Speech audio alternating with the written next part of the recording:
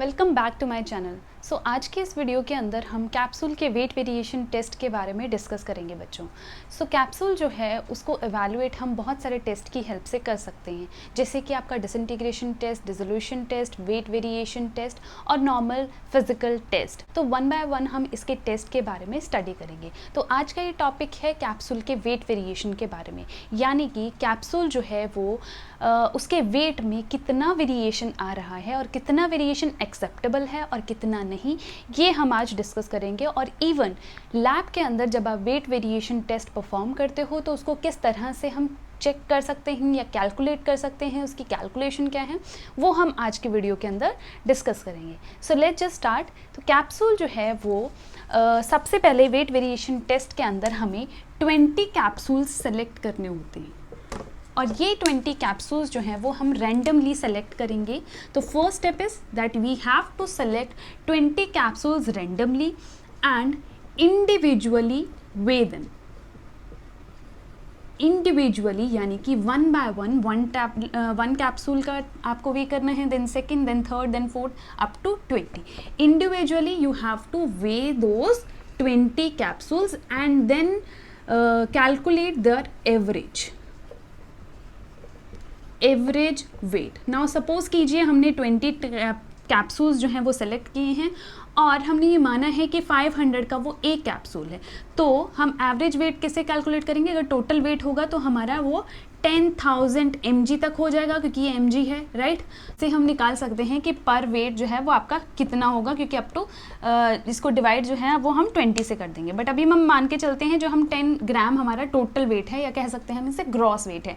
ये हम क्यों निकाल रहे हैं ग्रॉस वेट? क्योंकि ये अगर आपका टेस्ट फेल होता है तो ये आगे आपके काम आएगा। तो यहाँ से ये चीज़ समझ लीजिए कि सबसे पहले हमें 20 कैप्सूल्स को वे करना है इंडिविजुअली एंड देन उसके बाद उनका एवरेज वेट कैलकुलेट करना है। मतलब जो भी टोटल वेट आया दैट इज ग्रॉस वेट 10,000, इसको हमने 20 से डिवाइड कर देंगे तो उनका वो एवरेज वेट आ जाएगा। क्योंकि अभी तो हमने 500 mg लिया है तो आपको डिवाइड करने पे ये 500 mg ही मिलेगा, राइट। तो ये है आपका आप नॉर्मल जो प्रोसीजर फॉलो करते हो। अगर ये इसका एवरेज रेट हमें कैलकुलेट करने के बाद मीन्स योर 10,000 को अगर आप 20 से निकालोगे तो आपको 500 मिलेगा, 500 mg। तो ये क्या हो गया आपका एवरेज वेट। तो आईपी ये कहता है कि अगर आप पहले ये टेस्ट परफॉर्म करते हो और उसकी रेंज 90 to 110% की लिमिट में रहती है, जो कि ये है क्योंकि ये तो एक्यूरेट है, तो मैंने सिर्फ आपको ये एग्जांपल देने के लिए समझाया है, तो ये टेस्ट पास होता है। बट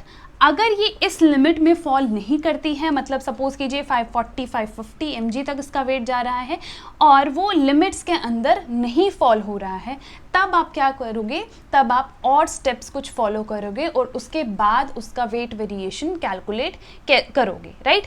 इतना आपको समझ आ गया कि हमें ये प्रोसेस जो है वो फॉलो करना है। अगर ये लिमिट्स में आता है तो आपका टेस्ट पास है, weight variation test for the capsules pass है। अगर नहीं तो वो टेस्ट पास नहीं है, बट आप रिजेक्ट नहीं करोगे उसको, फर्दर उसके लिए आपको एक और टेस्ट परफॉर्म करना है। अब ये है आपका ग्रॉस वेट, ये हम यहाँ पे लिख लेते हैं क्योंकि ये आगे काम आएगा इसलिए।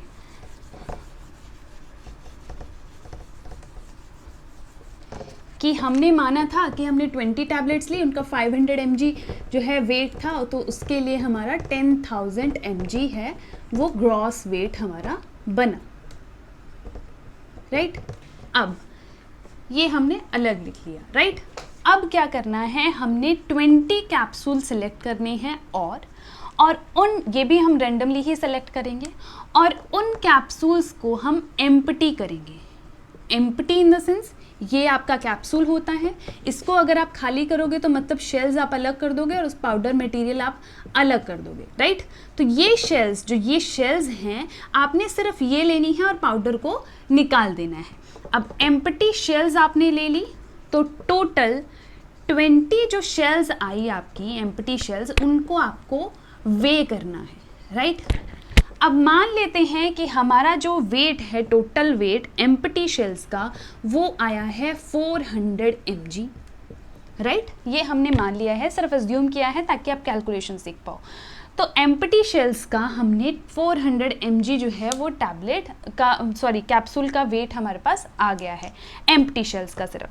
अगर हम चाहें कि हमें अपना नेट कंटेंट का वेट निकालना है जो कि इसके अंदर पाउडर प्रेजेंट है, तो वो हम कैसे निकाल सकते हैं?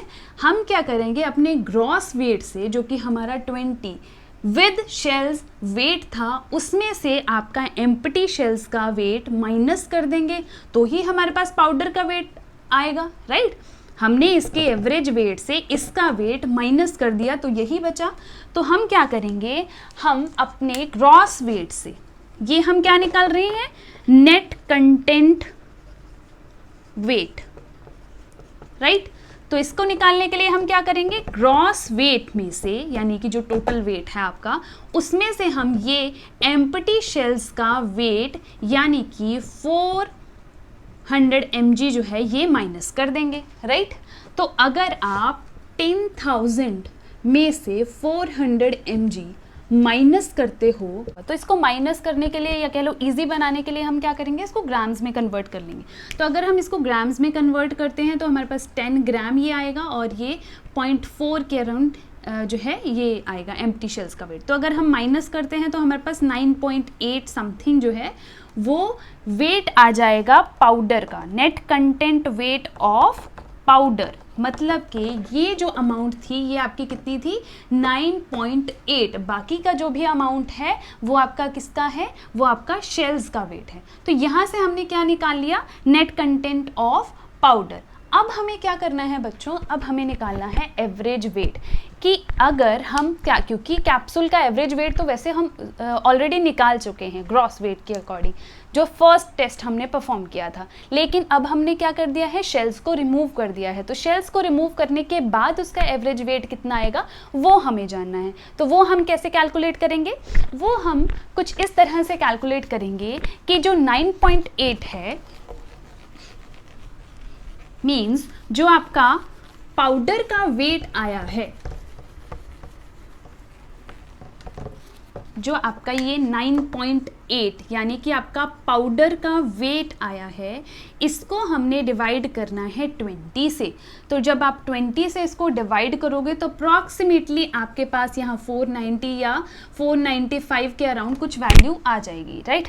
तो 490 के अराउंड या 495 के अराउंड जो भी, मान लीजिए 490 आई है, तो 490 mg जो है वो आपकी क्या है, वो है आपकी average weight of your capsule, average weight of your capsule without shells, right? 490 mg।